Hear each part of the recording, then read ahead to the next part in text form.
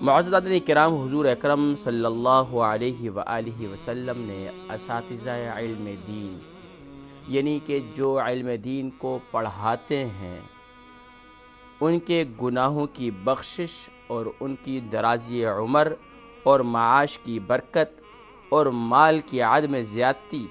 اور عرش الہی کے سائے کی دعائے خیر فرمائی۔ یقیناً ناظرین کرام، آج کے دور کے اندر آپ دیکھتے ہیں کہ جو اساتذہ علم دین، یعنی کہ جو علم دین کو پڑھاتے ہیں، جو قرآن کریم فرقان حمید کے اساتذہ ہیں، یا پھر درس نظامی کے اساتذہ ہیں، یا بقیہ جو دین کی اشاعت کے اندر لگے ہوئے ہیں، بظاہر تو ان کے معاش کے یا ان کے فائنینشل شاید کہ اتنے اسباب نظر نہیں آتے، لیکن سبحان اللہ ان کی زندگیوں کے اندر ان کی زندگی پرسکون نظر آتی ہے۔ یقین جانیے کہ مجھے یہاں پر اپنے ایک مسجد کے ایک نمازی بھی یاد آ رہے ہیں، کراچی کے۔ وہ کہا کرتے تھے کہ قاری صاحب، ہم صبح سے لے کر شام تک اپنی پارٹی سے، یعنی کہ جو ہمارے کسٹمرز ہوتے ہیں ان سے لین دین کر کے اور یہاں تک کہ ڈیوٹی دے کر تھک جاتے ہیں۔ کوشش کرتے ہیں رزق حلال کمانے کی، اس کے باوجود بھی بسا اوقات یہ فیل ہوتا ہے پتہ نہیں یہ رزق حلال بھی ہے یا نہیں، کہیں ایسا تو نہیں کسی کو دھوکہ دے دیا ہو یا کوئی دھوکہ کھا گیا ہو ہم سے۔ لیکن قاری صاحب، جب میں آپ کو دیکھتا ہوں اور ہمیشہ دیکھتا ہوں، اور یقیناً ہم اپنے اساتذہ کو دیکھا کرتے تھے کہ سبحان اللہ ان کی زندگیاں پرسکون نظر آتی تھی، تو سبحان اللہ یہ دین کی برکت ہے اور پیارے کریم آقا صلی اللہ علیہ وآلہ وسلم کی دعا کی برکت ہے۔ اور یقیناً ناظرین کرام، دین کیا ہے؟ حضور اکرم صلی اللہ علیہ وسلم نے ارشاد فرمایا، العلماء ورثۃ الانبیاء، کہ علماء جو ہیں یہ انبیاء کے وارثین ہیں، اور جو انبیاء کے وارثین ہیں، باقی یقیناً دنیا میں رہتے ہوئے انسان پر فطری تقاضے بھی ہیں، کبھی غمگین ہونا وقتی طور پر، دائمی طور پر نہیں، اور کبھی خوش ہونا، سبحان اللہ، تو خوشی کے اثرات زیادہ ظاہر ہونے چاہیے بنسبت جو ہے غمی کے، بلکہ ہمارے بزرگ فرمایا کرتے ہیں کہ سبحان اللہ کہ انسان کو خوش رہنے کے لیے خوش رہنے کے بہانے تلاش کرنے چاہیے۔ تو دور حاضر کے اندر تو یقیناً غمگین رہنے کے لیے نہ جانے ایک کے بعد دوسرا اور دوسرے کے بعد تیسرا بیماریاں، پریشانیاں، مصیبتیں، تکالیف، جھگڑے، خاندانی معاملات، پڑوس، نیبرز اور تمام معاملات، یعنی کہ انسان کسی نہ کسی سے ضرور ہرٹ ہوتا ہے اور تکلیف ہوتی ہے اسے، لیکن اس تکلیف کو سبحان اللہ وقتی طور پر لیا جائے تو کوئی حرج نہیں ہے، یہ انسانی فطرت ہے، لیکن سبحان اللہ اس کے بظاہر اس کے اعضائے جوارح سے سبحان اللہ پرسکون زندگی کے اثرات محسوس ہونے چاہیے۔ تو سبحان اللہ اساتذہ علم دین، سبحان اللہ ان کے بارے میں پیارے کریم آقا صلی اللہ علیہ وسلم نے ان کو دعا دی ہے۔ چنانچہ سیدنا عبداللہ ابن عباس رضی اللہ تعالی عنہ سے یہ روایت منقول ہے،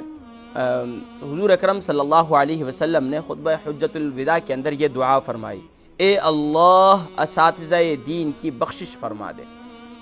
اللہ اکبر، جن کے لیے نبی کی دعائیں ہوں،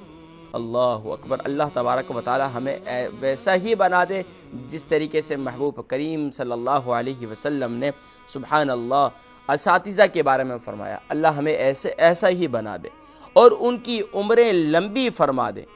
اور ان کی کمائی اور ذریعہ معاش میں برکت نصیب فرما دے، سبحان اللہ۔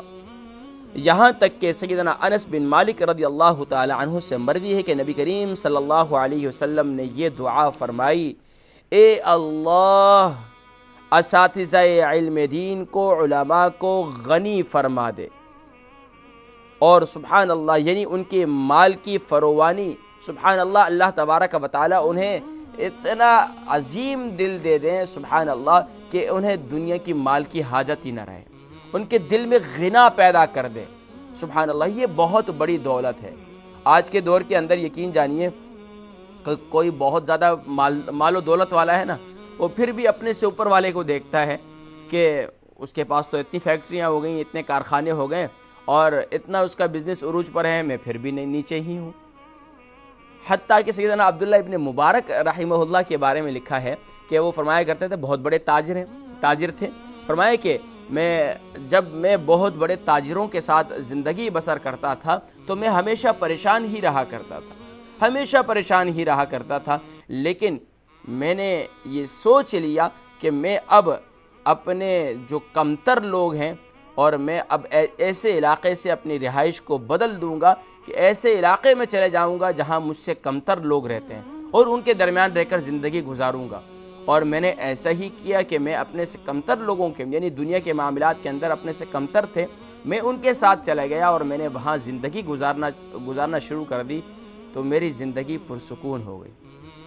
تو یہ یقیناً سبحان اللہ آج جو دنیا دار ہیں تو وہ بھی بے سکون ہیں اور وہ چاہتے ہیں کہ ان سے بھی برتر ہو، لیکن سبحان اللہ اساتذہ علم دین، ان کے بارے میں پیارے کریم آقا صلی اللہ علیہ وسلم نے ان کے لیے دعا فرمائی کہ یا اللہ ان کو غنی فرما دے، ان کو غنی کر دے، ان کو مستغنی کر دے دنیا سے۔ تو اللہ تبارک و تعالی ہمیں ایسا ہی فرما دے،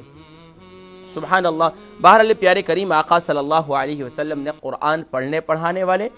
دین کو سیکھنے سکھانے والے اور دین کے پیغام کو دوسروں تک پہنچانے والے، سبحان اللہ، ان کے لیے دعا تعلیم فرمائی ہے۔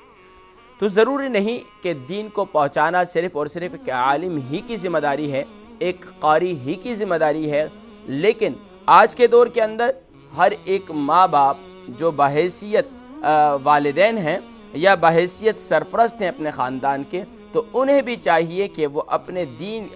پیارے کریم آقا صلی اللہ علیہ وسلم کی تعلیمات جو ان کے پاس موجود ہیں، بلغوا عنی ولو آیہ کے مصداق بنے، یعنی کہ پیارے کریم آقا صلی اللہ علیہ وسلم کی جو بھی بات ان تک پہنچ چکی ہے اس بات کو آگے پہنچائیں۔